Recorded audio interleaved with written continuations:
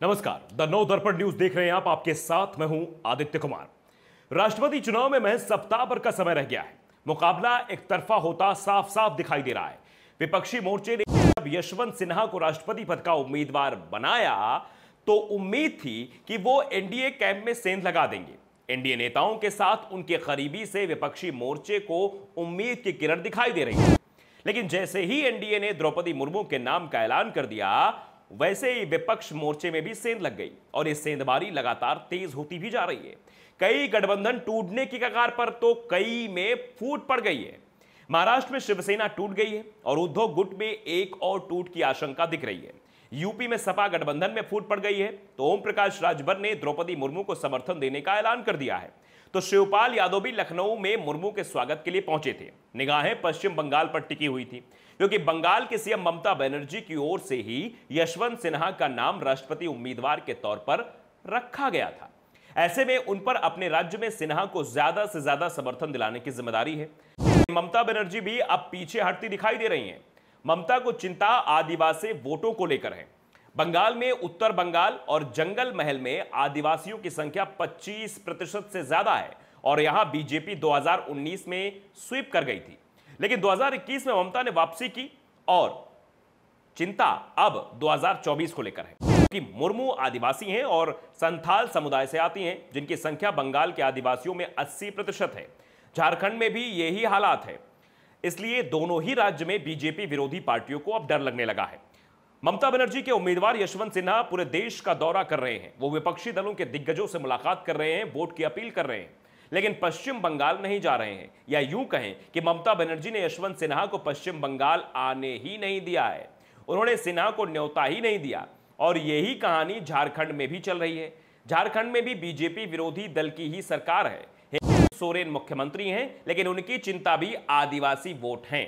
इसलिए उन्होंने भी सिन्हा को अभी तक झारखंड आने का न्योता नहीं भेजा है और ममता की तरह शायद 18 जुलाई तक बुलाएंगे भी नहीं। ममता को सबसे ज्यादा परेशानी इस बात की है कि यशवंत सिन्हा टीएमसी के नेता हैं। वो बात अलग है, जब उनका नाम राष्ट्रपति पद के विपक्षी दलों ने तय किया तो उन्होंने टीएमसी से इस्तीफा दे दिया, लेकिन उन्हें टीएमसी कोटे से ही उम्मीदवार माना जा रहा है। इसलिए उन्हें जिताने की जिम्मेदारी भी ममता बनर्जी की ही है। लेकिन आदिवासी वोटों के चलते वो इससे पीछे हटती हुई दिखाई दे रही हैं। दूसरा, जिस तरह से यशवंत सिन्हा द्रौपदी मुर्मू पर हमला बोल रहे हैं, उसने ममता को ज्यादा परेशान कर रखा है। यशवंत सिन्हा खुद द्रौपदी मुर्मू से ज्यादा योग्य बता रहे हैं। इशारों ही इशारों में मुर्मू को रबर स्टॉम्प तक बता रहे हैं और ममता नहीं चाहती कि सिन्हा कोलकाता आए और टीएमसी सांसद और विधायकों को संबोधित करते हुए मुर्मू के बारे में ऐसे बयान दे जाएं जिसे बीजेपी लपक ले। वैसे भी बीजेपी मुर्मू के सहारे बंगाल के आदिवासी बेल्ट में चुनाव प्रचार में जुट चुकी है, जिसका असर भी दिखाई दे रहा है। आदिवासी वोट पूरी तरह से ममता के हाथ से खिसके, इसके लिए ममता पूरी ताकत लगा रही है।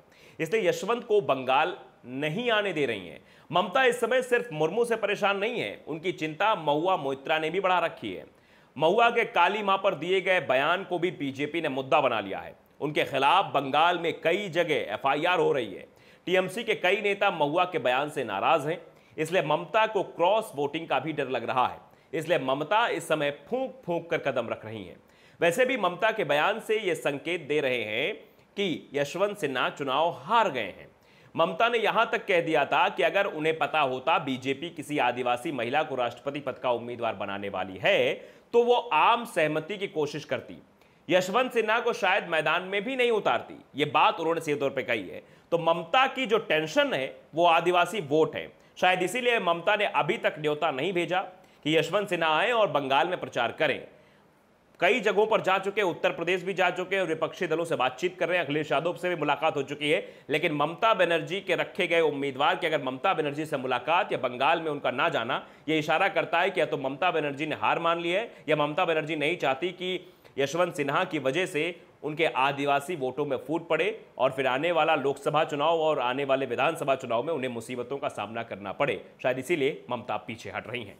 तो अगर आपने द नव दर्पण न्यूज़ को सब्सक्राइब नहीं किया है तो सब्सक्राइब जरूर कर लीजिए और बेल आइकन दबाइए ताकि अपडेट्स आप तक पहुंचती रहें और खबरें ऐसे ही सच के अंदाज में आप तक पहुंचाते रहेंगे। नमस्कार।